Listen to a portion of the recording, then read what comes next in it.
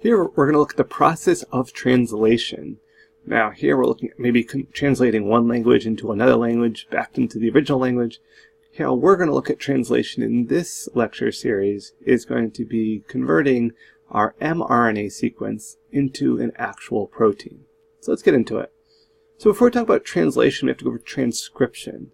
And this refers back to the central dogma of biology, where we're looking at DNA being replicated, then transcribed, and then translated.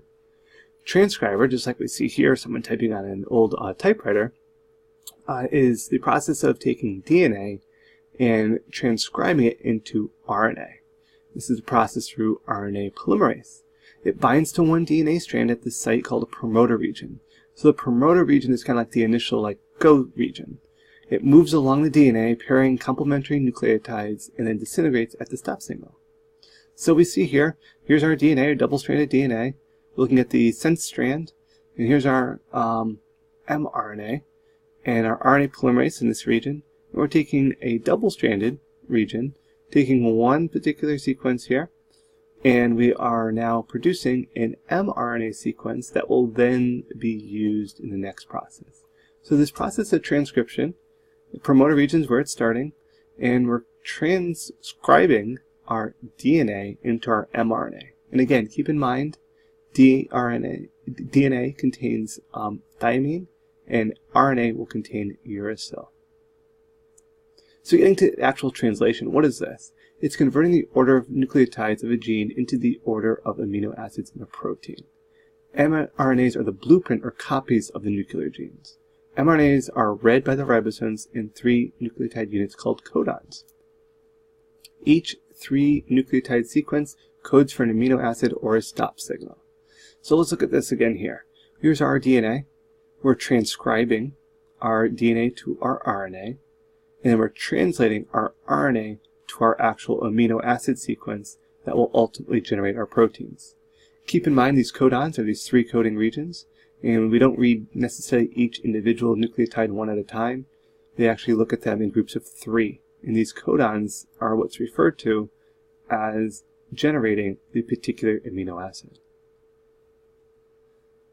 So we can see here our ribosomes. These are the protein-making factories of the cell. These have a large and a small subunit. They use mRNA to direct assembly of a protein, and a ribosome is made up of 2 subunits, each composed of rRNA. So if you want to go back and refer to the types of RNA lecture, you're more than welcome to, because a lot of that comes back and is involved here. You can see our tRNA sequences, our mRNA, and this ribosome is made, mostly by weight at least, of rRNA, which is ribosomal RNA. Now, the basic process of making a protein, the mRNA binds to a small ribosomal subunit. The large subunit joins to the complex, forming a complete ribosome. Remember, that large and that small subunit join together, and that little gap in between there is where the mRNA is. The mRNA threads through the ribosome, producing the poly-peptide. Remember, poly-peptide, many peptide bonds. Peptide bonds are what hold or link the amino acids together. And a collection of amino acids will form, hopefully, a functional protein. So, transfer RNA. These bring amino acids to the ribosome. We have our anticodon region binding to the mRNA, these 3 base pairs. And at the 3' end here, where the hydroxyl group is, where the amino acid will be attached. They have the anticodon region, again, binding to the mRNA, and the 3' OH is where the amino acid will be attached. And it does look like a basic T-type structure. And that's where it gets the name transfer RNA. Sounds like it's transferring, but it also has a T-like shape. The normal process, here's our DNA, transcription, transcribed to our RNA, translated to a protein.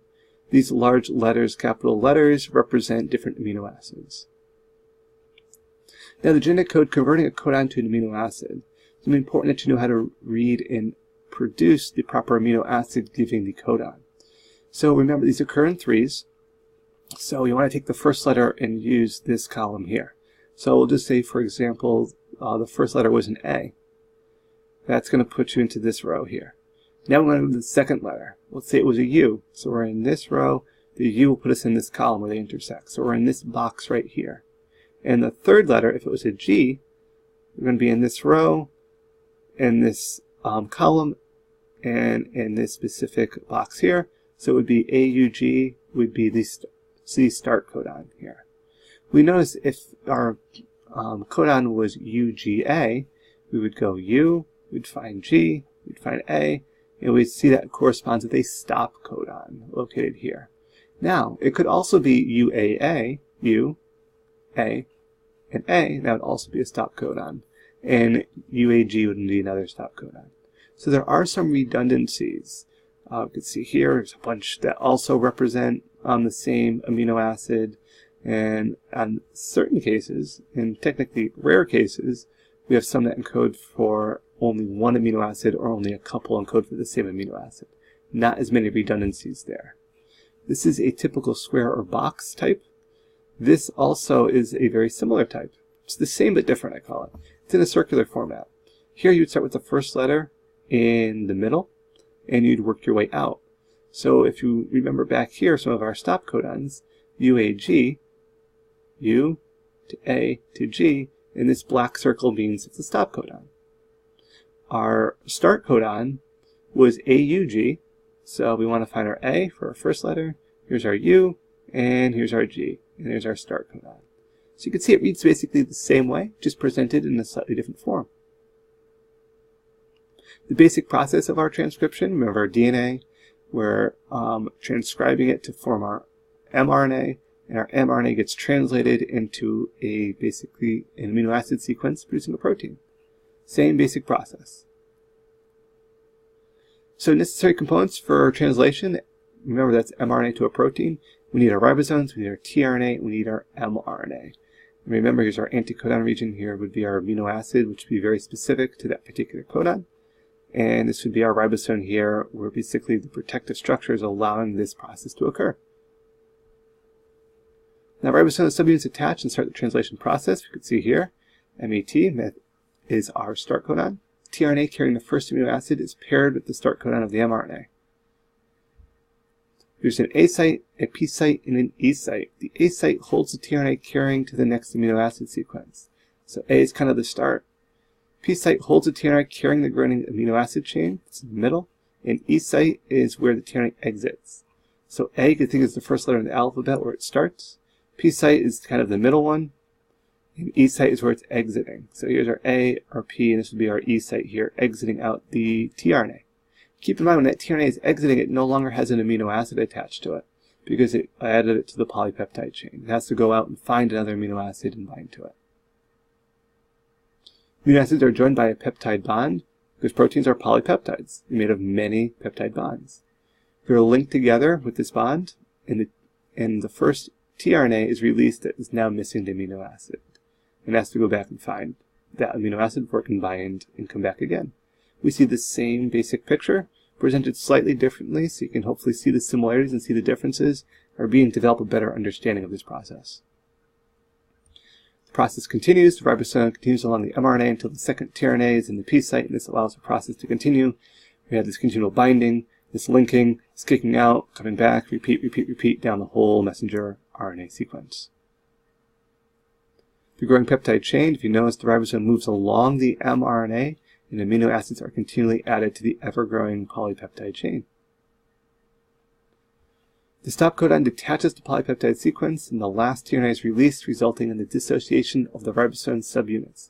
What that means, we see the same ball here, but if we look back and remember at some of our previous images, there's actually two subunits from our large and subunit, and that basically stop region is causing these to fall apart.